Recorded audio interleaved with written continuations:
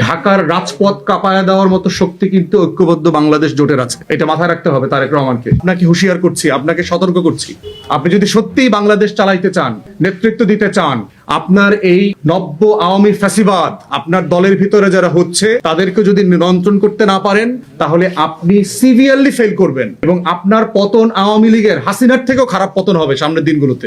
আমরা এই ধরনের সিচুয়েশনে 61,000 ভোট পাইছি। আপনারা শুধু বিবেচনা করে দেখেন যেই লেভেলের ভয়, টাকা, লেনদেন এই ক্যাম্পেইন আমাকে করতে হয়েছে।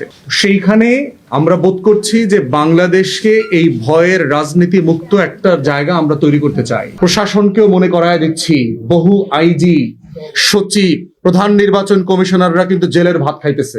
আপনারাও সাবধান, আমরা কাউকে ভুলে যাই নাই। আপনারা কে কোথায় কোন রোল প্লে করেছেন, খোদার কসম এর হিস্সা একদিন আপনাদেরকে দিতে হবে। জনাব তারেক রহমানকে আহ্বান করছি যে 31 দফার উপরে ভিত্তি করে আপনি বাংলাদেশ বদলাবেন বলে ওয়াদা করেছেন, আমরা সেটা কাগজ কলমে না, আমরা অ্যাকশনে দেখতে চাই।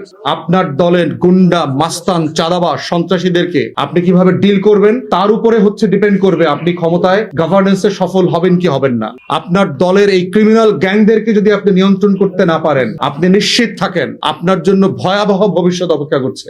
এই জন্য এটা আপনাকে অন রেকর্ড ওয়ার্ন করে দিয়ে গেলাম। বাংলাদেশ 24-এর আগের বাংলাদেশে ফিরবে না।